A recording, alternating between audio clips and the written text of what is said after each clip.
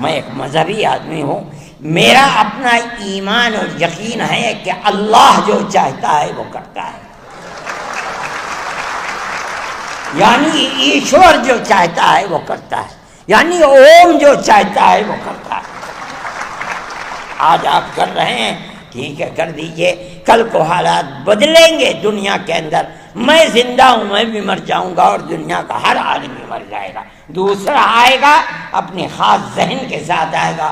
حالات کیا ہوتے ہیں ان کو آج نہ میں جانتا ہوں نہ کوئی جانتا ہے، اللہ جانتا ہے، اور ان کے سوا کوئی نہیں جانتا۔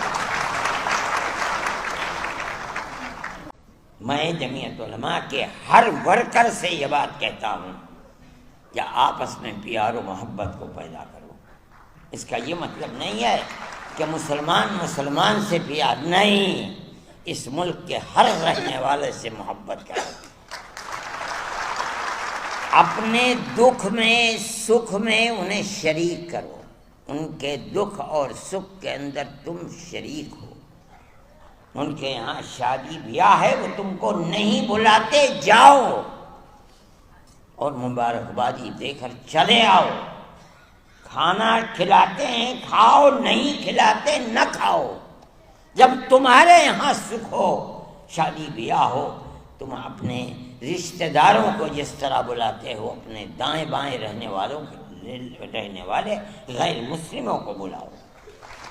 یہ تمہاری پرانی زندگی ہے، آج کی نہیں، یہ ہزاروں سال پرانی زندگی ہے، اور اسی طرح اس ملک کے اندر ہم رہتے چلے آئے ہیں۔ دنیا کے کسی ملک کے اندر مسلمان اور غیر مسلم کو اس طرح جیسے اس ملک میں رہتے ہیں نہیں رہنے دیتے۔ دیکھو گے گاؤں گاؤں کے اندر رہتے ہیں، اگر ان سے پوچھو کہ مسلمان کب سے آباد ہے، نہ مسلمان جانتا ہے کہ اس کی تاریخ کیا ہے، نہ ہندو جانتا ہے کہ اس کی تاریخ کیا ہے۔ اس پیار و محبت کے اندر شریک تھے، لیکن آج کی سیاست یہ پیار و محبت کی سیاست نہیں ہے۔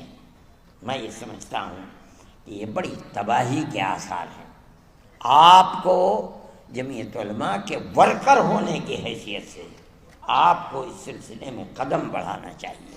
میں مدرسے والوں سے کہتا ہوں، صحیح ہے آپ کا مدرسہ مذہبی مدرسہ ہے، لیکن یاد رکھیے رسول اللہ صلی اللہ علیہ وسلم جن کی زندگی کو لوگ جانتے نہیں اور خاص طریقے کے اوپر برادران وطن نہیں جانتے، غیر مسلموں کے ساتھ اٹھنا بیٹھنا رہنا سہنا آپ کی زندگی تھی۔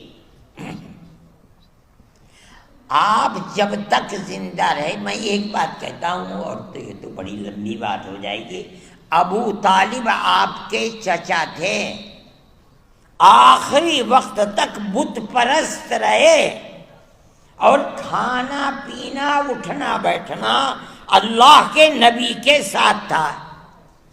اگر اللہ کے نبی کو مکے کے لوگوں نے آبادی سے باہر کر دیا، ابو طالب نے ساتھ نہیں چھوڑا، باہر رہے، اور دین کے اعتبار سے وہ اللہ کے دین کو، اللہ کے نبی کے دین کو نہیں مانتے تھے، آخری وقت تک نہیں مانتے تھے۔ جب جان نکل رہی تھی تب گئے نبی کریم علیہ السلام ان کے پاس اور جا کے کہا، چچا ایک مرتبہ لا الہ الا اللہ محمد رسول اللہ کہہ دیجئے، میں قیامت کے دن اللہ کے یہاں آپ کی شفاعت تو کر دوں گا۔ ابو جہل وہاں کھڑا ہوا تھا، ابو جہل نے کہا، ابو طالب کیا کہیں گے تمہارے بعد لوگ، کیا آخری وقت میں اپنے باپ دادا کے دین کو چھوڑ دیا؟ یہ کہا کہ نہیں، میں اپنے باپ دادا کے دین کے اوپر ہوں، اور مر گئے۔ اللہ کے نبی نے ساتھ نہیں چھوڑا، نہ انہوں نے چھوڑا نہ اللہ کے نبی نے ساتھ چھوڑا، حالانکہ اللہ کے نبی کے دین پر نہیں تھے، نہ زندگی میں تھے نہ مرتے وقت تھے۔ میرے بھائی یہ رسول اللہ کا کردار ہے۔ یہ سمجھنا کہ کسی غیر مسلم کے ساتھ اٹھنا بیٹھنا یہ درست نہیں، اسلام میں غلط ہے، غلط ہے، غلط ہے۔ ہم اس ملک کے رہنے والے ہیں، وہ ہمارے بھائی ہیں۔ میں کہتا ہوں ایک آدم کی یعنی پرتم منو کی اولاد ہیں، ہم دونوں بھائی بھائی ہیں۔ جو لوگ اس کو تفریق میں اور دشمنی اور نفرت میں لے جانا چاہتے ہیں وہ ایک باپ کی اولاد نہیں مانتے، اور غلط ہے، غلط ہے، غلط ہے۔ ہم سب ایک ہی باپ کی اولاد ہیں، ہم سب ایک دوسرے کے بھائی ہیں۔ جمعیت علماء یہ کہتی ہے، اور جمعیت علماء میرے تعلقات RSS کے بڑے چوٹی کے لوگوں سے ہیں جو میرے پاس آتے ہیں، میں ان کے پاس جاتا ہوں، ہندوؤں سے بھی ہیں، مسلمانوں سے بھی ہیں، میں جو ان کی تواضع کر سکتا ہوں میں وہ تواضع، میں کوئی بہت بڑا دولت مند آدمی نہیں ہوں، لیکن جو بھی کر سکتا ہوں میں پیار و محبت کی باتیں ان کے ساتھ کرتا ہوں۔ کوئی ضرورت نہیں ہے میں کیوں تفریق کروں، وہ صحیح ہے، وہ RSS کے لوگ ہیں، دوسری پارٹیوں کے لوگ ہیں، وہ کریں، ہمارا فرض یہ ہے کہ ہم ان کے ساتھ پیار و محبت، اور میں جانتا ہوں کہ وہ شریف لوگ ہیں، اپنی شرافت کے کردار کو پیش کرتے ہیں۔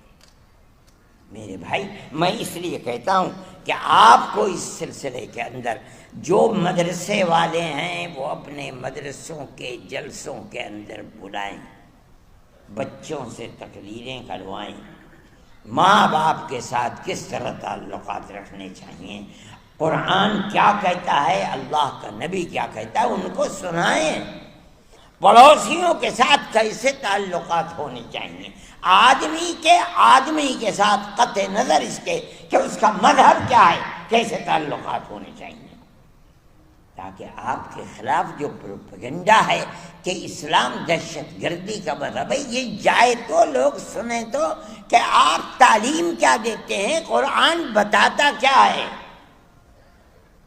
یہ ہمارا قصور ہے کہ ہم اسلام کی صحیح تصویر ان کے سامنے پیش نہیں کر پا رہے ہیں، ہمیں کرنی چاہیے۔ میں یہ بات کہتا ہوں اور آپ میری اس بات پر غور فرمائیں، آپ جہاں مدرسہ قائم کرتے ہیں اس مدرسے کے اندر اپنے ان بھائیوں کو بلائیے، ان کے سامنے اپنے اس پروگرام کو پیش کیجیے جو انسانیت کا پروگرام ہے اور جو قرآن سے ثابت ہو رہا ہے، جو اللہ کے نبی سے ثابت ہو رہا ہے، تب آپ سمجھا جائے گا کہ اسلام کی صحیح تصویر کو دنیا کے سامنے پیش کر رہے ہیں۔ اور اگر یہ نہیں کرتے تو میرے بھائی آپ کے لیے مشکلات ہیں، اور قصوروار آپ بھی ہیں۔ وہ ہنسنے لگے اور انہوں نے اس کے بعد حکم دیا کہ اس کے اقلیتی کردار کو بحال کیا جائے۔ اس کے اقلیتی کردار کو، جو وزیر تھا، قبل سبل منسٹر تھے اس وقت، جب انہوں نے کہا اور سونیا جی نے کہا کہ اس کے اقلیتی کردار کو بحال کیا جائے، کر نہیں سکے قبل سبل، انہوں نے سلمان خورشید کو لکھا۔ سلمان خورشید کے نے مجھے پتہ چلا رمضان میں کہ سلمان خورشید کو انہوں نے کہا، میں نے ان کو ٹیلی فون کیا، میں نے کہا کیا سلمان خورشید صاحب، قبل سبل جی جو منسٹر ہیں، وزیر تعلیم ہیں، کیا انہوں نے آپ کو لکھا ہے؟ کہا کہ ہاں مجھے لکھا ہے، میں اس کا جواب دوں گا۔ میں نے کہا کہ اگر مسلم مفاد کے خلاف آپ نے جواب دیا تو قیامت تک مسلمان چھوڑے گا نہیں، یاد رکھیے گا۔ کہنے لگے نہیں، جو اصل حقیقت ہے میں وہی لکھوں گا، جواب دوں۔ میں نے کہا بڑی اچھی بات ہے۔ انہوں نے جواب دیا اور اقلیتی کردار کو بحال کر دیا گیا۔ آج لوگ جاننے والے نہیں ہیں جمعیت علماء کو، وہ نہیں جانتے کہ جمعیت علماء کا کردار کیا رہا ہے۔ سیکولرزم کی حفاظت جمعیت علماء نے کی ہے، ورنہ ملک کا دستور، میں اگر نام لوں کہ وہ کون لوگ تھے جو گاندھی جی کو مجبور کر رہے تھے کہ ملک اب سیکولر دستور نہیں ہوگا، لیکن جمعیت علماء کے سامنے گاندھی جی بھی اور جواہر لال نہرو بھی اور دوسرے لوگ بھی مجبور ہوئے اور انہوں نے سیکولرزم کو قبول کیا۔ اور جمعیت علماء کہ اس مطالبے کے سے کبھی کانگریس باہر نہیں جا سکی، اور اگر کانگریس باہر نکلنے کی دائیں بائیں ہوئی تو کوئی نہیں بولا۔ جمعیت علماء تنہا وہ جماعت تھی جس نے اس کے خلاف جیل بھرو تحریک کو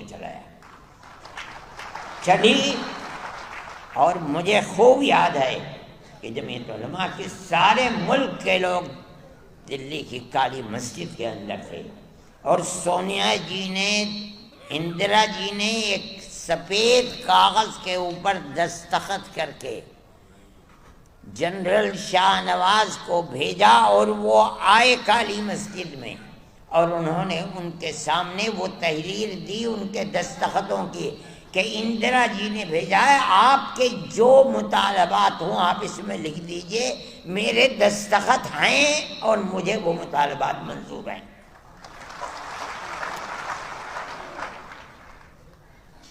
اس تحریک کو ان کے اس وعدے کے اوپر ختم کر دیا گیا۔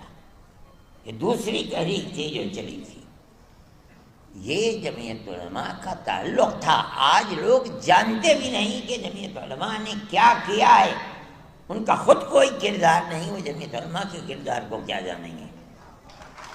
میرے بھائی، آج اس سیکولرزم کو ختم کرنے کی بات کی جا رہی ہے۔ میں یہ سمجھتا ہوں کہ اس ملک کو بربادی کی طرف لے کر کے چل رہے ہیں۔